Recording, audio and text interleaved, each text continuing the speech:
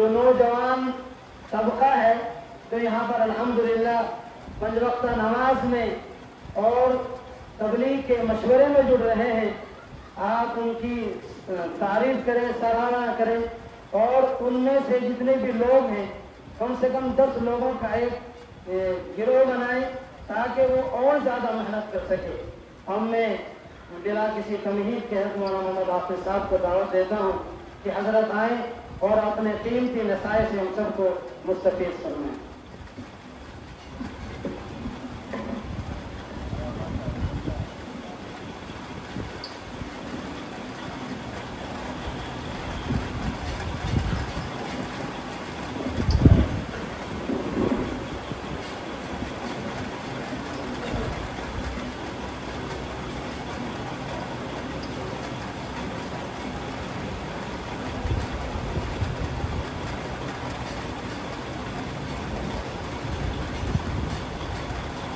الحمد لله وكفى وسلام على عباده الذين اصطفى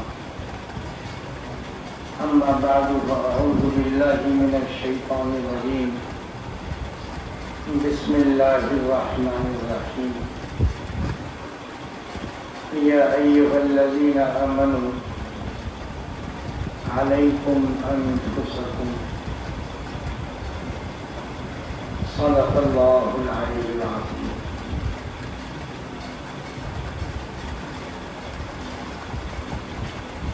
میرے بھائی اور بزرگوں، چھوٹی چھوٹی مختصر اور جامع تقریروں میں بہت ساری وہ باتیں آ چکی ہیں جو اس مجلس میں کہی جانی چاہیے تھی۔ ہمارے مقررین نے گفتگو اگرچہ مختصر کی ہے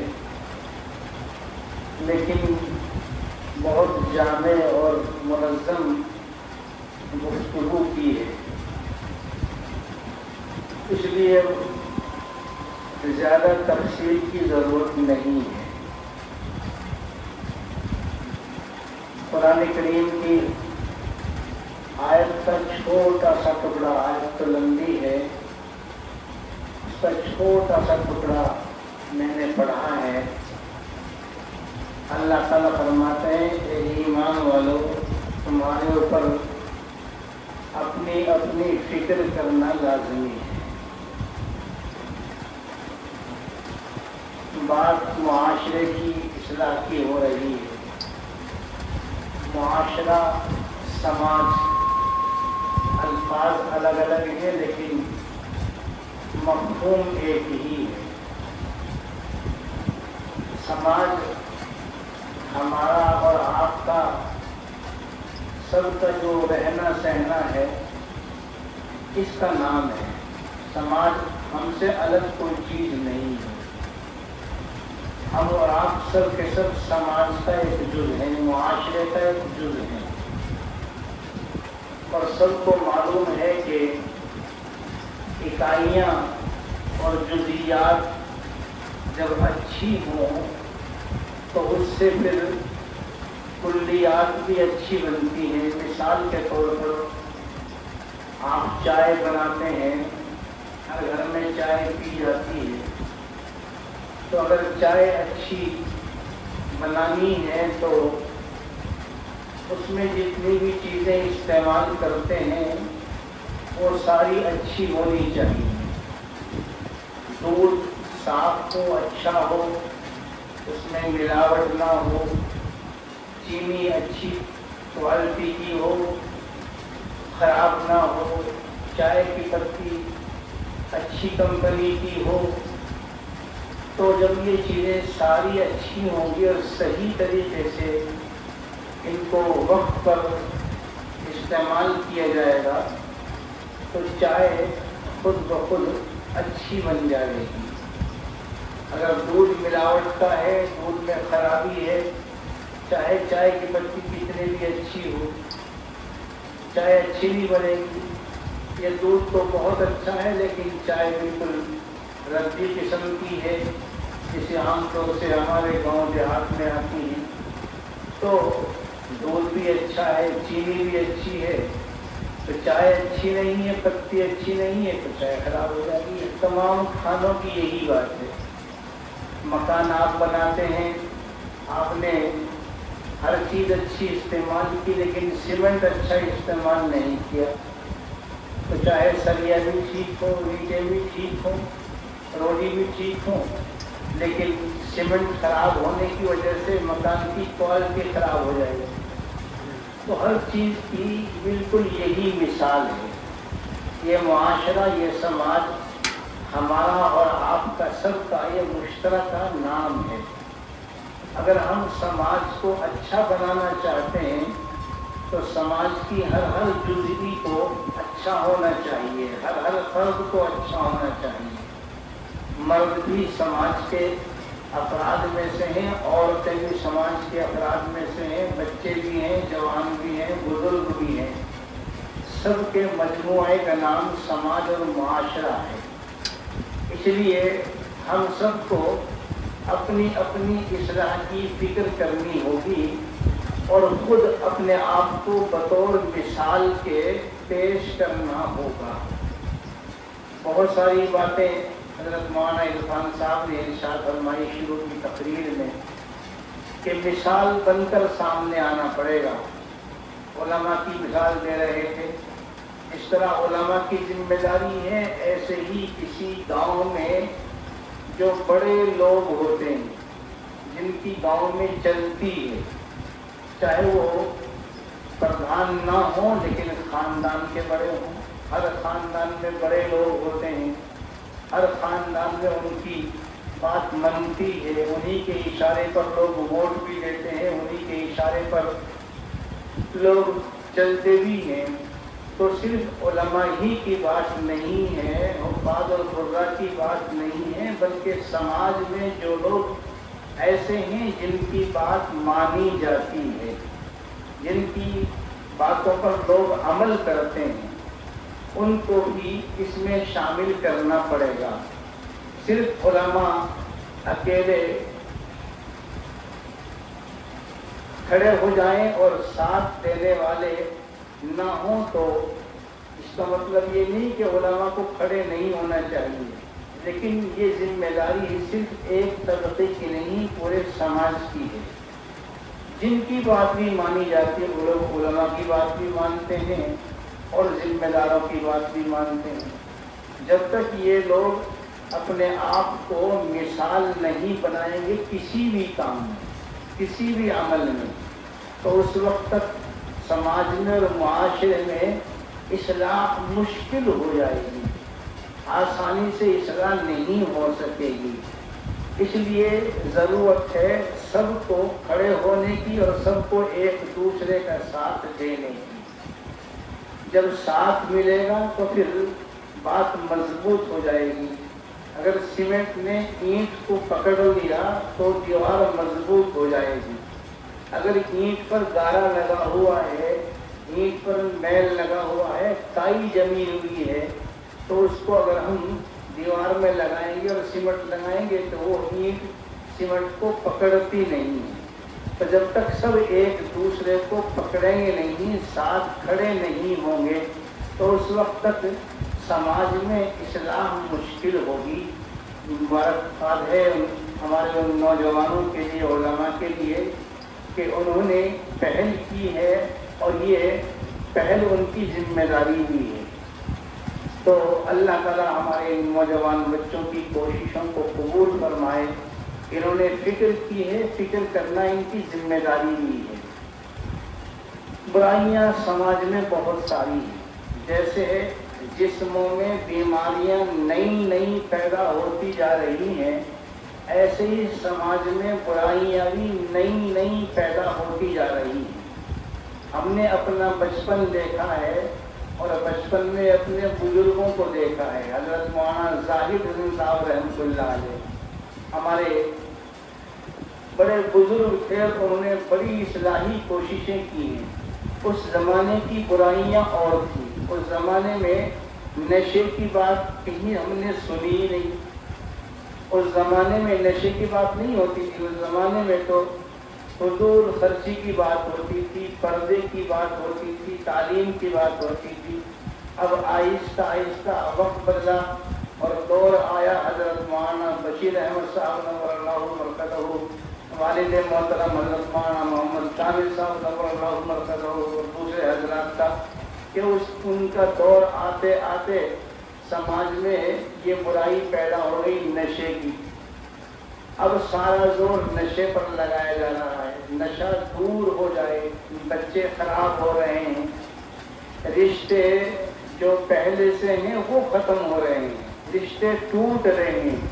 کتنی بیٹیاں ایسی ہیں جو اپنے گھروں میں اس لیے بیٹھی ہوئی ہیں کہ ان کے جو شوہر ہیں وہ نشہ کرتے ہیں، کچھ کماتے نہیں ہیں، اس لیے ان بچیوں کے خرچے پورے نہیں ہوتے۔ ماں باپ کہاں تک خرچے پورے کریں گے؟ مار پیٹ ہوتی ہے، گالی گلوچ ہوتی ہے، مجبوراً ماں باپ اپنی بچیوں کو گھر بٹھا لیتے ہیں۔ تو یہ ایک بہت بڑی خرابی سماج میں پیدا ہو رہی ہے کہ بچیاں باوجود شادی شدہ ہونے کے اپنے گھروں میں بیٹھی ہوئی ہیں۔ وہ جھگڑے نشے کی وجہ سے بھی ہیں، جھگڑے اور وجہ سے بھی ہیں۔ تو یہ ایک بڑی خرابی پیدا ہو رہی ہے اس وجہ سے کہ ہمارے بچوں نے محنت کرنا اور کمانا چھوڑ دیا ہے۔ میں بھی ایک مضمون پڑھ رہا تھا چند دن پہلے کہ مسلمانوں کی مالی حالت ہمارے علاقے میں خاص طور سے بہت کمزور ہے اور روز بروز کمزور ہوتی چلی جا رہی ہے۔ زمینیں ختم ہوتی جا رہی ہیں اور محنت کرنے کا مزاج ہمارے بچوں پر نہیں ہے۔ الحمدللہ جو بچے کام کرتے ہیں، نکل رہے ہیں باہر، کوئی کرناٹک جا رہا ہے، کوئی پنجاب جا رہا ہے، کوئی مہاراشٹر جا رہا ہے، محنت کر رہے ہیں، ماشاءاللہ ان کی اچھی حالت ہے، وہ اچھے حال میں ہیں، لیکن زیادہ تر ہمارے نوجوان بچے محنت کرنے کو اپنے لیے عیب سمجھتے ہیں، کماتے نہیں ہیں۔ جب کماتے نہیں ہیں تو ضرورتیں پوری نہیں ہوتی، جب ضرورتیں پوری نہیں ہوتی ہیں تو پھر یا تو چوری کرتے ہیں یا کسی سے قرضہ لیتے ہیں۔ دو ہی شکلیں ہوں گی، چوری کریں گے یا قرضہ لیں گے، قرضہ بڑھتا چلا جائے گا۔ آج ہمارے مسلمان بھائی زیادہ تر مقروض ہیں، کاشتکار بھی مقروض ہیں۔ کوئی کاشتکار ایسا ہوگا جس کے اوپر سوسائٹی کا یا بینک کا قرضہ نہ ہو، جنہوں نے کارڈ وارڈ نہ بنوا رکھے ہوں۔ ابھی مولانا فرما رہے تھے کہ بلا ضرورت قرضہ لینے کا ہمارا مزاج بن گیا ہے۔ تو یہ جو سود دے رہے ہیں یہ بھی خود بڑا گناہ ہے اور سود لینا بڑا گناہ ہے۔ اور اس سے آگے بڑھ کے اب بات یہ ہو گئی کہ ہم نے اپنی عورتوں کو بھی اب سودی کاروبار میں جھونک دیا ہے، بندھن بینک کے نام سے ایک نئی اسکیم شروع ہو رہی ہے۔ عورتیں تو ہمارے سسرال والوں نے ہمارے ساتھ باندھی تھی، ہمارے سسرال کے لوگوں نے اپنی بیٹیوں کو ہمارے ساتھ باندھا تھا اور ہم نے اپنی بہوؤں کو بینکوں سے باندھ دیا۔ سب نے اپنی گھر کی عورتوں کو بینکوں سے باندھ دیا، بندھن بینک ہے، بند جاؤ جا کے۔ ہم تو آرام سے بیٹھے ہوئے یہاں کوے کی طرح، جیسے کوا کام، پرانی مثال ہے ہندی کی کتاب میں، کاؤں کاؤں کرتا ہے تو ہم تو کاؤں کاؤں کرتے ہیں بس۔ عورتوں کو ہم نے ذریعہ بنا لیا کمائی کا اور ان کے ذریعے سے ہم قرضے لے رہے ہیں۔ یہ انتہائی بے حیائی کی بات ہے، انتہائی بے حیائی کی بات ہے۔ ہماری ذمہ داری تو یہ تھی کہ ہم اپنی عورتوں کی عزت کی حفاظت کرتے، اپنی عزت پر آدمی جان دینے کو تیار ہو جاتا ہے، لیکن اب الٹا ہو رہا ہے کہ خود ہم اپنی عزتوں کو دوسروں کے یہاں گروی رکھ رہے ہیں اور عورتوں کو بھیج رہے ہیں۔ اور ہماری سیدھی سادھی عورتیں بیچاری وہ سمجھتی ہیں کہ بھائی بڑا اچھا کام ہے، تو جب لیتی ہیں جب تو انہیں بہت اچھا لگتا ہے، لیکن جب وہ قسطیں ادا کرنے کا نمبر آتا ہے پھر زندگی بھر بس اس قسطوں کے چکر میں ہی پڑ جائیں گے۔ یہ قسطوں کا کام ہی ایسا ہے، قسطیں تو ادا ہوتی ہی نہیں ہیں۔ اس لیے میرے بھائی اور بزرگوں، تو اب یہ بندھن بینک والی نئی برائی اور سامنے آ گئی. چند دن پہلے نشے کی بات ہوتی تھی، اب 3-4 سال سے یہ بات. تو برائیاں روز بروز بڑھ رہی ہیں ہمارے سماج میں، معاشرے میں. اس لیے میرے بھائیوں، یہ جو سموہ بنے ہوئے ہیں، گورنمنٹ کا تو کام ہی یہی ہے کہ وہ تو کسی نہ کسی طریقے سے آپ کو الجھا کے رکھنا چاہتی ہے. اس نے سموہ بنا دیے، عورتوں کے سموہ بنا دیے. غیر مرد ہمارے گھروں میں آتے ہیں. کتنے افسوس کی بات ہے. اسے آدمی کو دیوس کہتے ہیں. ہم نے پڑھا ہے خنزیر کے جانور بہت سارے ہیں، جانور بہت سارے ہیں. خنزیر بھی ایک جانور ہے. اس کے اندر خصت یہ ہے کہ اس کی مادہ کے ساتھ میں کوئی دوسرا جفتی کرتا رہے، وہ آرام سے کھڑا ہوا دیکھتا رہتا ہے. یہ خنزیر کی بات ہے. مرغ اس بات کو برداشت نہیں کرتا. یہ تھوڑی بات ایسی ہے لیکن صحیح بات ہے بالکل یہ کہ اب ہم نے ہماری اندر خنزیروں جیسی بے حسی آ گئی ہے. کوئی ہمارے گھر میں آئے آتا رہے، ہمیں کوئی پرواہ نہیں. ہم تو بیٹھک میں آرام سے ہوکا پی رہے ہیں، یا کھیت میں آرام سے کام کر رہے ہیں، یا گھوم رہے ہیں، یا موبائل میں لگے ہوئے ہیں. اور ہمارے گھروں میں بندھن بینک کے نام پہ قسطیں لینے کے واسطے کون آ رہا ہے، یا ہماری عورتیں کہاں جا رہی ہیں، ہمیں اس کی پرواہ نہیں ہے. اس سے بڑی بے حیائی اور کیا ہوگی. اس لیے میرے بھائیوں، اپنی عورتوں کو بچا کے رکھیں، حفاظت کریں. ہم تو دوسروں کو پروس رہے ہیں، اپنی عورتوں کو دوسروں کو پروس رہے ہیں. لو جی، ہم نے تمہیں سونپ دیا، اب تمہاری مرضی ہے، جو چاہے کرو. تنہا عورتیں ہماری جاتی ہیں اور وہ وہاں ان کے ساتھ میں جو بھی معاملے ہوتے ہیں وہ لین دین کا ہوتا ہے. میں کسی پر الزام نہیں لگاتا، لیکن یہ حقیقت ہے کہ انتہائی بے غیرتی کی بات ہے یہ کہ ہم تنہا اپنی عورتوں کو ایسے کاموں میں مبتلا کر رہے ہیں کہ خدا نہ خواستہ نہ معلوم کل کیا ہو جائے. اس لیے جہاں نشے کی طرف توجہ کی ضرورت ہے، ہمیں اس طرف بھی توجہ کرنی چاہیے کہ قرضوں سے بچنا چاہیے. قرضہ بہت بری چیز ہے. قرضہ بہت بری چیز ہے. یہ قرضہ ایسی چیز ہے کہ یہ دوسروں کی عزت کو حلال کر دیتا ہے. اگر آپ کے ذمہ کوئی قرضہ نہیں ہے، نہ تو آپ کے گھر میں کوئی آ سکتا، نہ آپ سے کوئی قرضہ مانگ سکتا. نہ راستے میں مانگے گا، نہ گھر میں آ کے مانگے گا. اور جب آپ مقروض ہو جائیں گے تو قرضے والے کی ہمت بڑھ جاتی ہے. وہ بلا جھجک آپ کے گھر میں وہ ہے، آپ فلاں ہیں، یہاں سے سیدھا گھر میں آ جائے گا. آپ کی ہمت نہیں اس سے کہنے کی تو میرے گھر میں کیوں آ گیا. اگر مجھے کہو گے تو یہ کہے گا لا پیسے دے دے، لا میرے پیسے دے دے. جب تجھے ایسی بات بری لگتی ہے میرے پیسے دے دے. تو یہ قرضہ جو ہے یہ دوسرے کو اپنے اوپر جری کر دیتا ہے. لوگ ہمارے گھروں میں آ کے قرضے مانگتے ہیں، گھروں میں سیدھے گھس جاتے ہیں. یہ گھروں میں اجنبی لوگوں کا آنا یہ انتہائی خراب چیز ہے، انتہائی خطرے کی چیز ہے. اس لیے میرے بھائیوں، ہمیں اپنی مستورات کی، اپنی گھر کی عورتوں کی حفاظت خود کرنی ہے. اپنی عزت کی حفاظت کرنی ہے. ہماری بچیاں، ہماری بہویں، جس طرح بچیوں کو ہم عزت کی چیز سمجھتے ہیں، بہویں بھی تو عزت ہی کی چیز ہیں.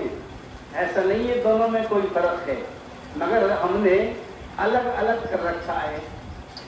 میں مولانا حکیم الدین صاحب جنرل سیکریٹری ہیں جمعیت علماء ہند کے.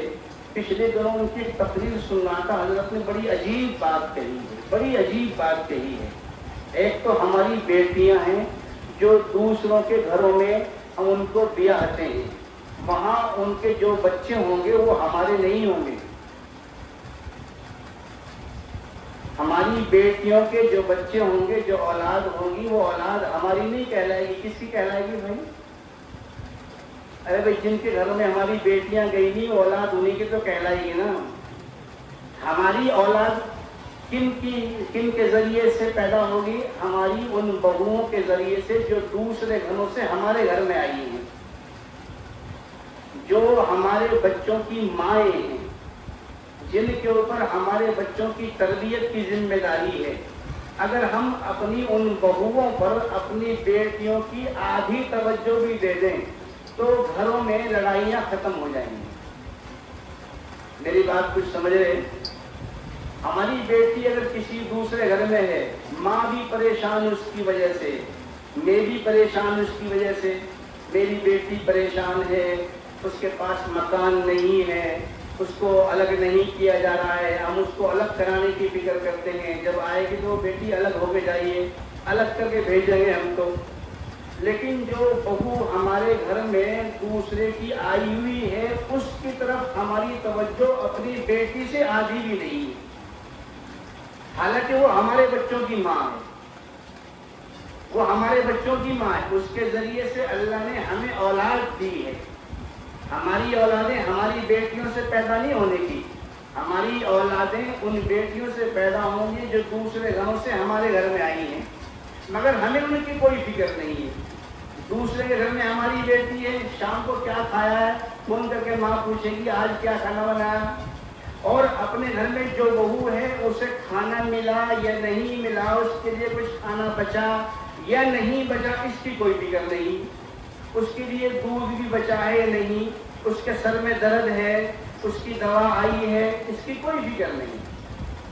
تو یہ جو لڑائیاں اب گھروں میں ہو رہی ہیں، اس کی وجہ یہ ہے کہ میں اس سے منع نہیں کرتا اپنی بیٹیوں کی فکر نہ کریں، اولاد ہے، سب کو اپنی اولاد سے محبت ہوتی ہے، فکر ہوتی ہے، لیکن آخر جو ہمارے گھروں میں جو بہویں آئی ہیں وہ بھی تو کسی کی بیٹیاں ہیں، وہ بھی تو کسی کی اولادی ہیں، ان کو بھی تو کسی نے جلائی ہے، ان کی ماں بھی تو ان سے فون کر کے پوچھتی ہوگی، جس طرح ہماری عورتیں اپنی بیٹیوں سے فون کر کے پوچھتی ہیں کپڑے دھونے کا صابن تیرے پاس ہے یا نہیں ہے، تیرے بچوں کے لیے گھر میں کچھ ہے نہیں ہے، تو جو ہمارے گھروں میں بہو ہیں ان کی مائیں بھی تو پوچھتی ہوں گی ان سے، اور انہیں پوچھتی ہوں گی، یا پھر ہماری عورتیں اپنے بچوں سے پوچھتی ہیں۔ تو یہ توجہ کی ضرورت ہے اپنی بہوؤں کی طرف بھی۔ اگر یہ ساس اور سسرے اور ہمارے گھر کے وہ لوگ جو اپنی گھر میں آئی ہوئی دوسروں کی بیٹیوں کو پرائی چیز سمجھتے ہیں، حالانکہ پرائی چیز تو بیٹیاں ہوتی ہیں، سب بیٹیوں کو پرائی چیز کہتے ہیں، لیکن الٹا ہو رہا ہے کہ ہمارے گھروں میں جو دوسروں کی بیٹیاں آئی ہوئی ہیں ان کو ہم پرائی چیز سمجھتے ہیں، ان کی طرف ہماری کوئی توجہ نہیں ہے۔ اگر اس کے سر میں درد بھی ہے تو ہمارے تو بہانے کر رہی ہے، یہ تو بہانے کے شروع کام ہی یہی ہے۔ تو میرے کہنے کا منشا یہ ہے کہ ہمیں انصاف سے کام لینا چاہیے، اپنے گھر کی عورتوں کی عزت کی حفاظت کرنی چاہیے، ان کی ضرورتوں کو پورا کرنے کی کوشش کرنی چاہیے۔ تو ایک تو یہ بندھن بینک کا جو سلسلہ ہے، ہمارے بھائیوں کو مردوں کو چاہیے کہ جتنی جلدی ہو سکے ان قسطوں کو پورا کر کے اپنی عورتوں کو اس بندھن سے آزاد کرائیں، اور آئندہ چاہے کچھ بھی ہو جائے لیکن ہم اپنی عورتوں کے ذریعے سے کسی بھی طریقے سے قرضہ نہیں لیں گے۔ اب ہم قرضے لے لے کے ہم نے تو چھک لیے، ہم نے تو کارڈ بنوا لیے، اب رہی عورتیں ان کو بھی ہم نے باندھ دیا، پہلے اپنے آپ کو باندھ دیا، اب اپنی عورتوں کو بھی باندھ دیا۔ تو میرے بھائیوں، قرضہ بہت بری چیز ہے، قرضے سے بچنا چاہیے۔ حضور اکرم صلی اللہ علیہ وسلم شروع کے زمانے میں مقروض لوگوں کے جنازے کی نماز بھی نہیں پڑھاتے تھے، اور جو آدمی مقروض دنیا سے جاتا ہے، میں یہ بات کہا کرتا ہوں، تو اس کی اولاد میں لڑائیاں شروع ہو جاتی ہیں۔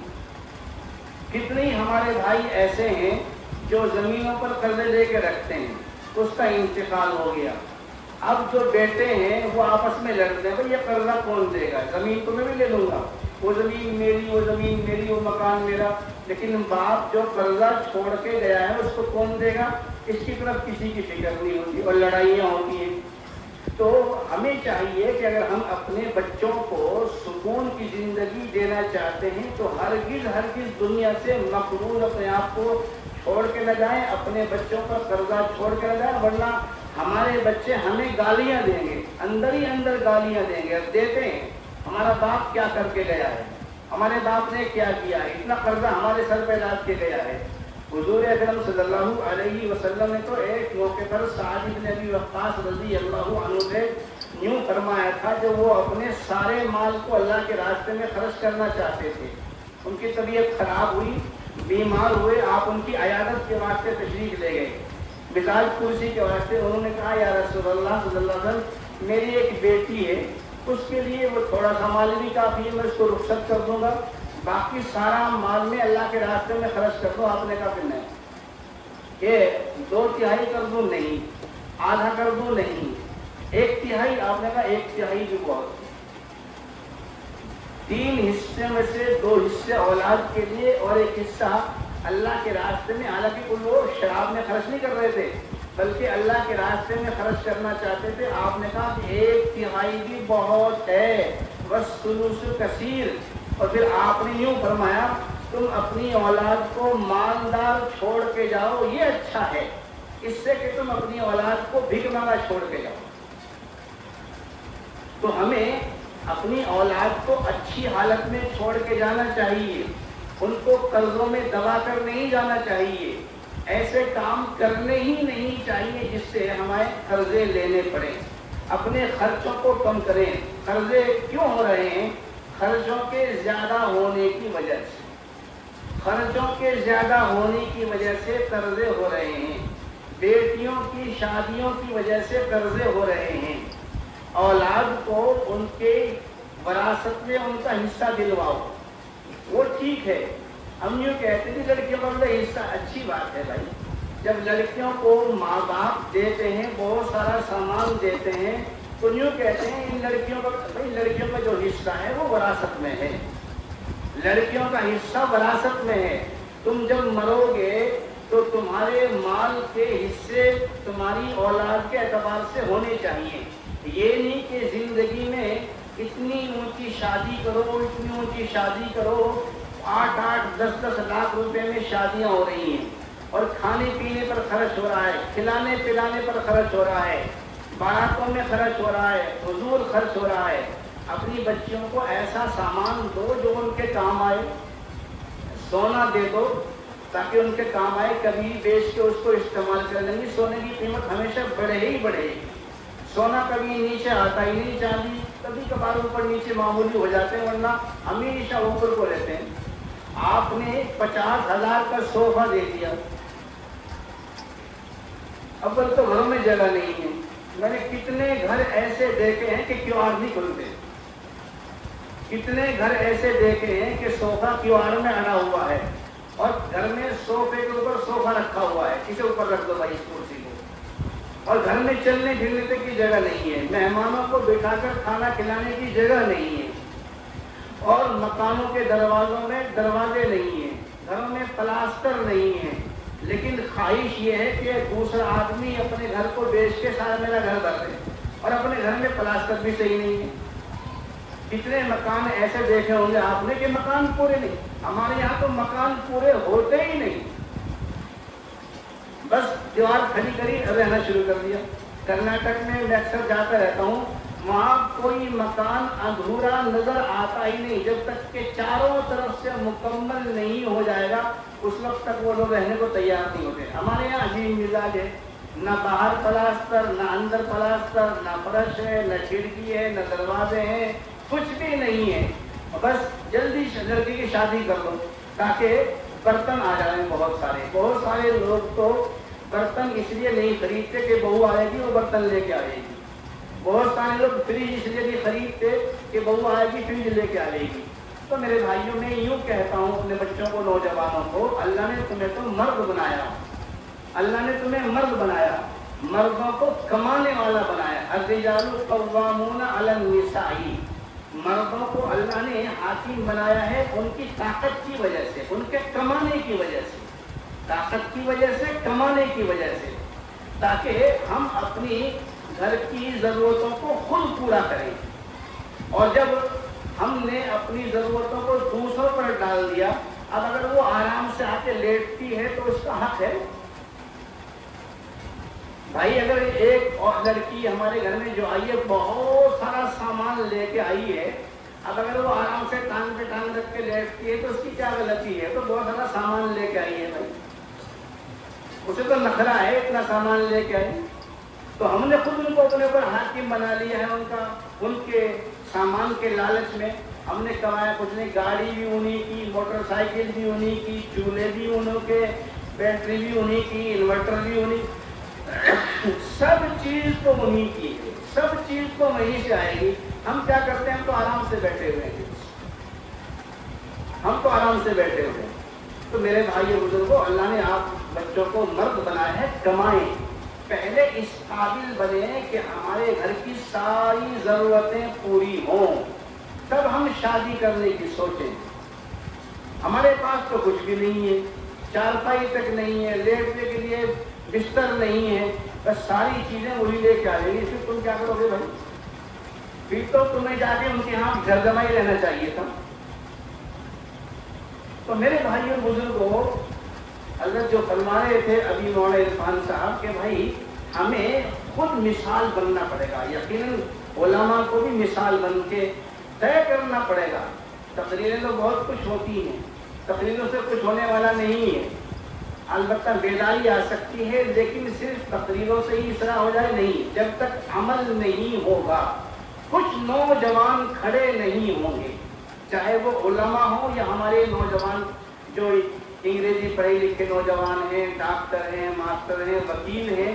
جب تک یہ اہل علم طبقہ، چاہے وہ کوئی سا بھی علم ہو، جب تک وہ کھڑا نہیں ہوگا سماج کی برائیوں کے خلاف، اس وقت تک انقلاب آنے والا نہیں ہے. ڈاکٹر بھی اس بات کی پہل کریں کہ میں جہیز نہیں لوں گا. ہمارے عالم صاحب بھی اس بات کی، لڑکی والے تو مجبور ہوتے ہیں بیچاروں کو دیں گے. بات تو لڑکوں کی ہے، وہ دکھائے کہ ہاں ہم بغیر یہ دیے بھی شادی کر سکتے ہیں. تو جہیز نہ لینے کا عہد کرنا ہوگا مردوں کو، لڑکوں کو. لڑکی والے بیچارے اگر نہیں دیں گے تو ان کی بچوں کی عزت خطرے میں پڑ جائے گی، وہ تو مجبور ہیں. ہم کھڑے ہوں کہ ہاں اب اس مجمع میں ایسے نوجوان بچے جن کی ابھی شادیاں نہیں ہوئی، یا ایسے ہمارے بھائی جن کے بچوں کی شادیاں نہیں ہوئی، کھڑے ہو کے دکھائیں، ہمت کریں کہ بھائی میں بغیر جہیز کی شادی کروں گا. ہے کوئی ہمارا بچہ ایسا، چاہے وہ ہمارے کوئی قاری صاحب ہوں، چاہے ہمارے ڈاکٹر صاحب ہوں، چاہے ہمارے کوئی وکیل صاحب ہوں، چاہے وہ ہمارے ماسٹر صاحب ہوں، کھڑے کوئی باپ ماشاءاللہ، کیا نام ہے؟ الحمدللہ. بھائی نام لکھو ان کے، اور نظر بھی رکھنی ہے، ایسا نہیں آج ہم کر کے چلے جائیں گے.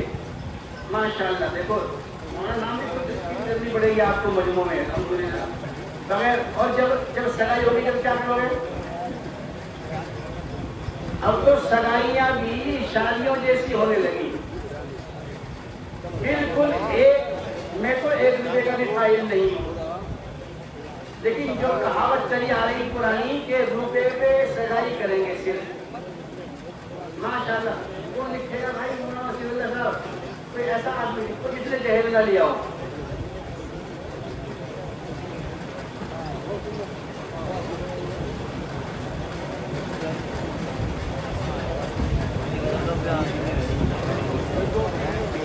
ماشاءاللہ بہت بھائی بڑی خوشی کی بات.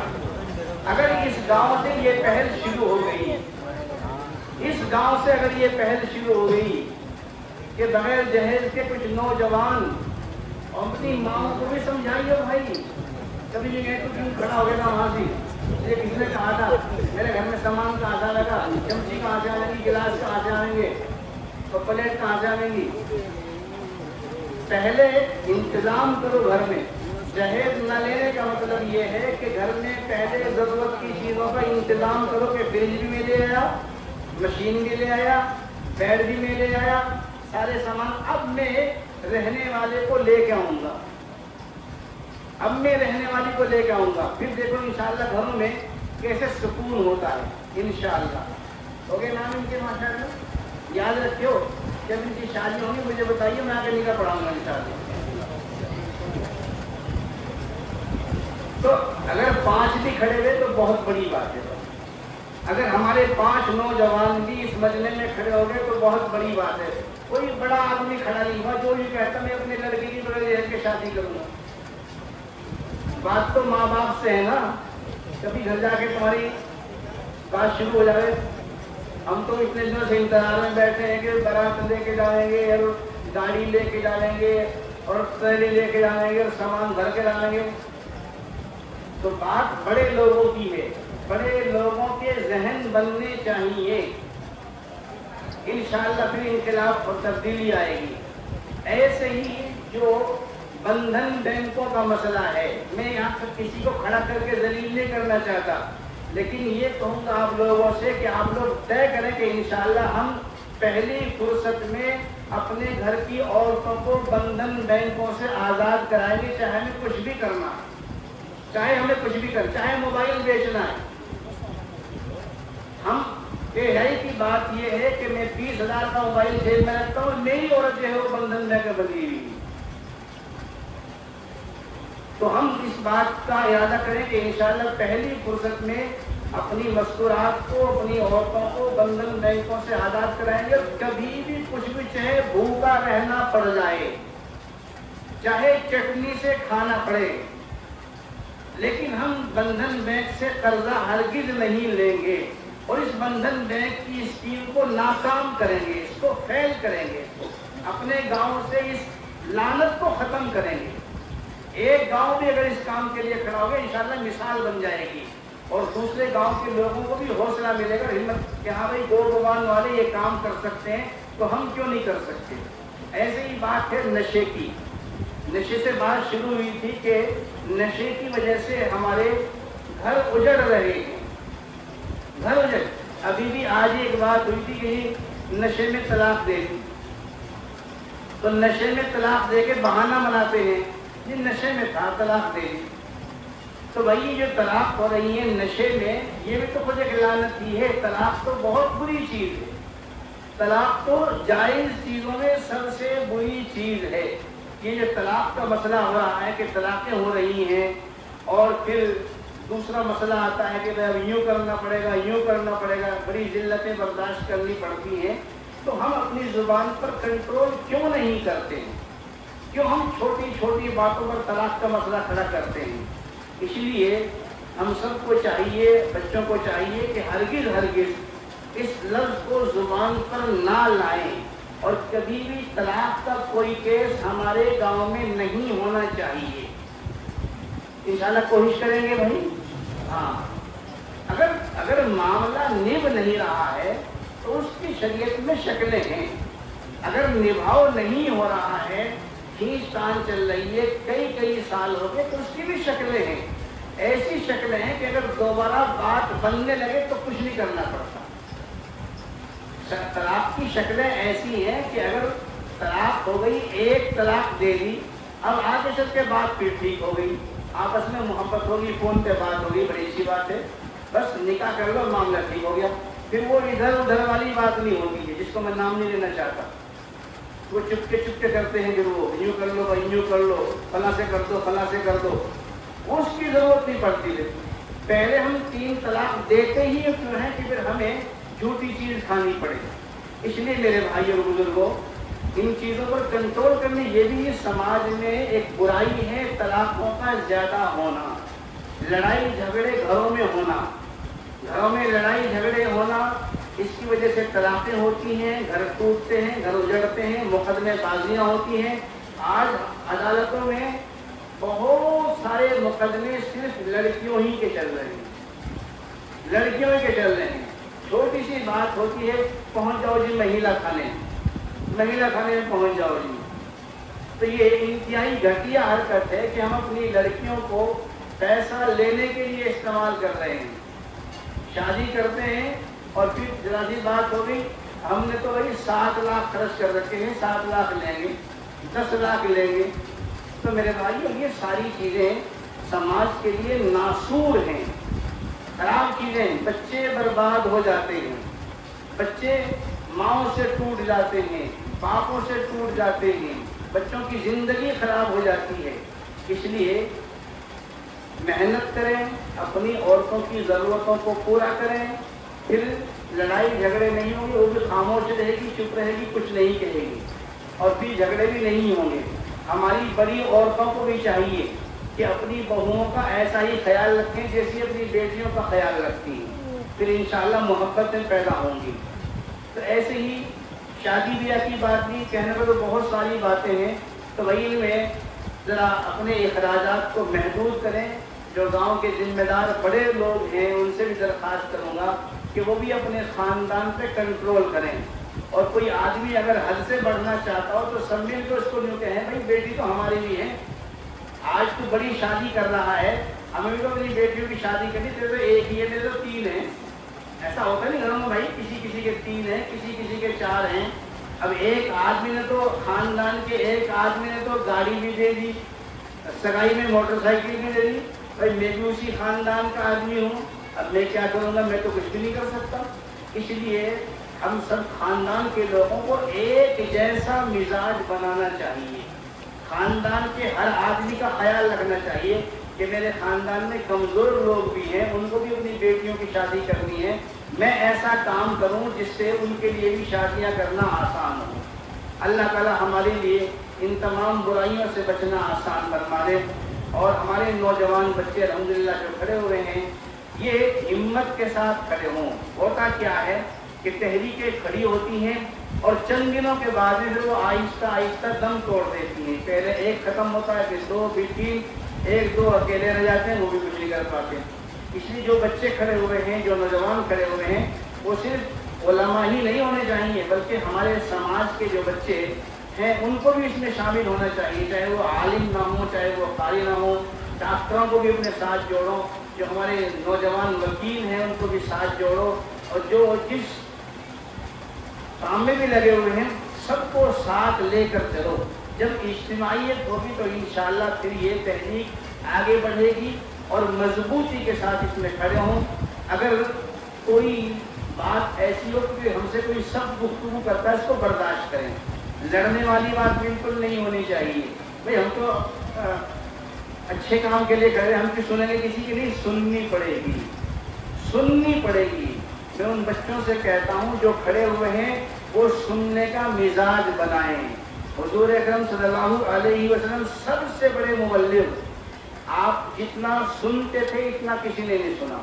آپ کو جادوگر کہا گیا، آپ کو گھروں کو توڑنے والا کہا گیا، آپ کو کاہن نجومی کہا گیا، سب کچھ کہا گیا، مجنون پاگل تک آپ کو کہا گیا۔ تو بھائی جو حوصلہ پہلے ہمارے مبلغین کا تھا وہ حوصلہ ہمیں اپنے اندر پیدا کرنا پڑے گا اور سننے کا مزاج بنانا پڑے گا، تب ہم کامیاب۔ جو آدمی جتنا متحمل اور بردبار ہوگا، سننے کا مزاج رکھے گا، وہ اتنا ہی اپنے مشن میں کامیاب ہوگا۔ اس لیے ہمارے بچوں کو سننے کا مزاج بنانا چاہیے۔ ساری باتیں ایک مجلس میں نہیں ہو سکتی۔ میرا تو ارادہ یہ تھا کہ ہم 10:30 پونے 11 تک مجلس کو ختم کر دیں گے، 11:15 ہو گئے۔ گرمی بھی بہت زیادہ ہو رہی ہے، ادھر پنکھے بھی نہیں ہیں، یہاں پہ پنکھے بھی ہیں۔ یہ ہماری ہمت کی بات ہے، ہمارے بزرگوں کی گرمی میں بیٹھے ہوئے ہیں۔ اللہ تعالیٰ ہمارے بھائیوں کے حوصلوں کو ہمت عطا فرمائے، بلندی عطا فرمائے، اور سب کو اس مشن میں ساتھ چلنے کی توفیق عطا فرمائے۔ یہ اگر یہ تو نوجوان، یہ تو چھوکرے ہیں، یہ تو جگتک ہیں، یہ تو بچے ہیں، انہیں کیا پتا بھائی ہم نے دنیا دیکھ رکھی ہے، سارے کام کرنے پڑتے ہیں، نہیں ایسا نہیں۔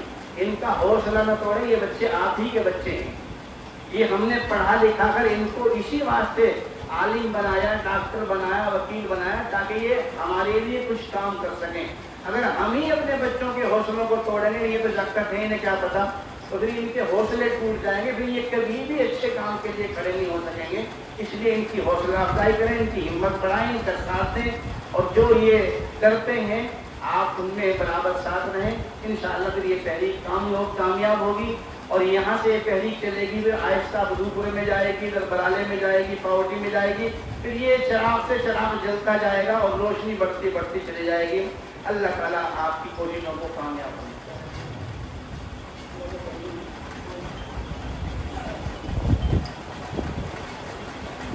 اس مسجد سے 10 بچے ہیں،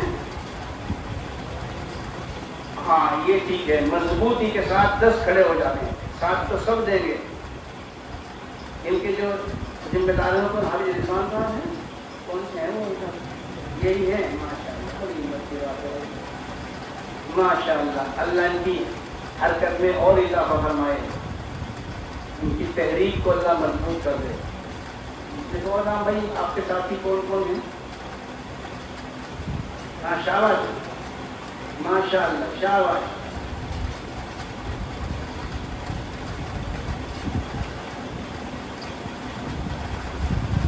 لگے رہنا بھائی، کام چھوڑنا نہیں ہے، لگے رہنا ہے۔